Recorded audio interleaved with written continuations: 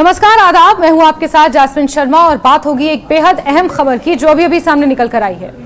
भारत में करोड़ों के घपले घोटाले के आरोप में कई अपराधी जैसे नीरव मोदी और विजय माल्या वर्तमान में ब्रिटेन में छिपे हुए हैं और वहां की अदालतों में अपने भारत प्रत्यर्पण का विरोध कर रहे हैं। इनकी दलीलों का मुख्य आधार यह है कि अगर इन्हें भारत प्रत्यर्पित कर दिया गया तो इनकी जान को खतरा हो सकता है। नीरव मोदी ने तो यहां तक कह दिया है कि भारत बुलाए जाने पर या तो उसकी हत्या कर दी जाएगी या फिर वो खुद ही आत्महत्या कर लेगा। ऐसे दावे ब्रिटेन की अदालतों में इन अपराधियों की ओर से बार बार प्रस्तुत किए जाते रहे हैं। इस बीच ब्रिटेन की क्राउन प्रोसिक्यूशन सर्विस यानी कि सीपीएस की एक टीम जुलाई माह में दिल्ली के तिहाड़ जेल पहुंची। टीम में 2 विशेषज्ञ और 2 ब्रिटिश हाई कमीशन के अधिकारी शामिल थे। ये टीम भारत प्रत्यर्पित अपराधियों के जेल में रखे जाने की सुरक्षा और सुविधाओं का जायजा लेने आई थी।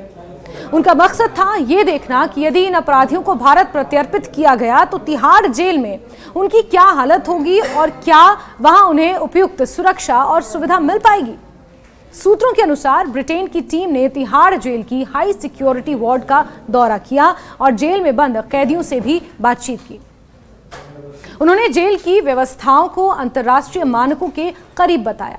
भारत सरकार ने ब्रिटेन को पूरी गारंटी दी है कि तिहाड़ जेल में रखे जाने वाले हाई प्रोफाइल कैदियों के लिए अलग से सुरक्षित जगह बनाई जाएगी, जहां उनकी सुरक्षा और विशेष जरूरतों का पूरा ख्याल रखा जाएगा।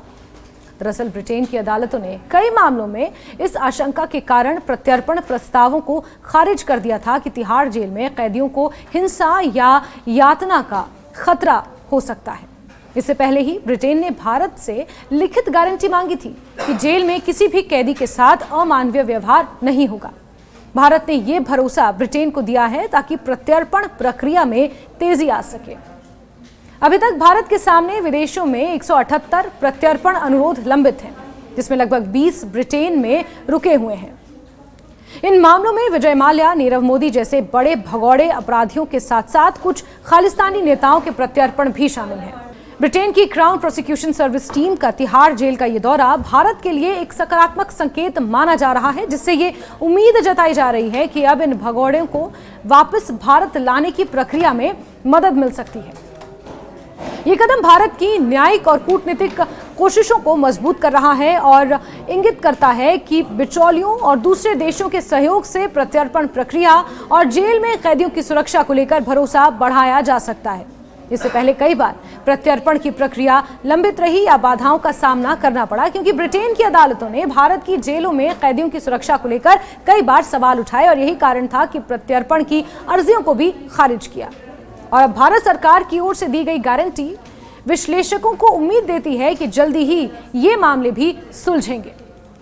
इस पूरे प्रयास के पीछे भारत की कोशिश है कि बड़े आर्थिक अपराधियों जैसे विजय माल्या, नीरव मोदी को न्याय के कटघरे में लाया जाए और विदेशी देशों में छिपे अपराधियों को प्रत्यर्पित कराकर उन्हें सजा दिलाई जा सके। भारत के कानून, विशेषकर भगौड़ा आर्थिक अपराधी अधिनियम के आधार पर सरकार ने लगातार ऐसे अपराधियों की वापसी के लिए कूटनीतिक और कानूनी दबाव बनाया है। ब्रिटेन की इस टीम के दौरे और उनके सकारात्मक रिपोर्ट्स के बाद भारत में उम्मीदें बढ़ी हैं कि कई भगोड़े जल्द ही भारत वापस आएंगे, जिससे बड़े घोटाले के मामलों में न्याय सुनिश्चित हो सकेगा। ये न केवल कानून की विजय होगी, बल्कि ये भ्रष्टाचार और आर्थिक अपराध के खिलाफ भारत की सख्त नीति का भी एक संदेश होगा।